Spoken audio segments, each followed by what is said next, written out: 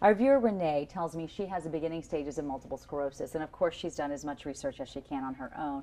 She's a little interested in vitamin B and wondering if that might help her condition. Have you ever seen that work for multiple Absolutely. sclerosis? The most important B vitamin for multiple sclerosis, hands down, is vitamin B12.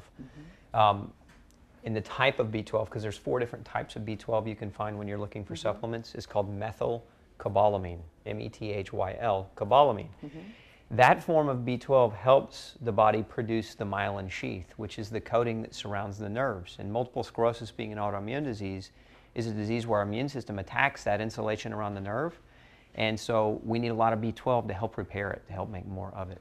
And isn't that a tablet that you can actually put under your tongue? It So it is. actually goes into your bloodstream? Are there other forms, or is that the best one? Well, typically with autoimmune disease, one of the issues is poor absorption. A lot of these patients suffer from vitamin and mineral deficiencies because they have also gastrointestinal problems.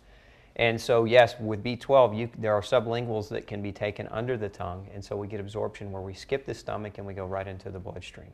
Have you ever seen or heard of patients who are able to get their nutritional values where they need to be and their levels where they need to be and actually be able to reverse a condition like this, maybe with diet changes? Or is it something where you have to also use prescription drugs? We've seen patients get out of wheelchairs.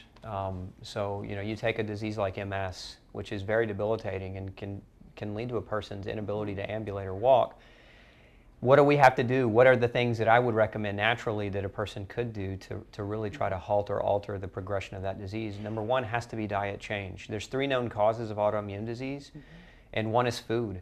And so food allergy, gluten specifically, gluten sensitivity can contribute to MS. We also know there are 2 other causes, and one of those is environmental poisons like heavy metals. Very, very common for somebody to have mercury or lead toxicity storing in their nerve tissues, and that creating or leading or trending toward multiple sclerosis-like symptoms. And then the third piece of the puzzle is, as we have already talked about, vitamin and mineral deficiencies. Aside from vitamin B12, probably the most helpful supplement with multiple sclerosis is vitamin D.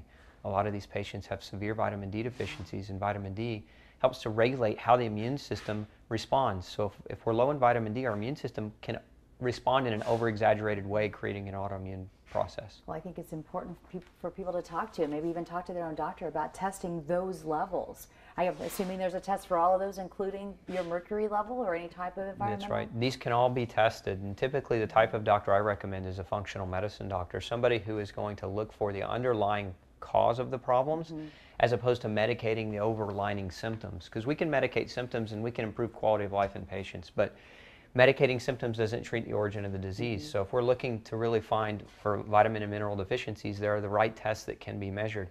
If we're looking for heavy metal toxicity, there are the right tests that can measure these things. Thank you for the information. You're welcome.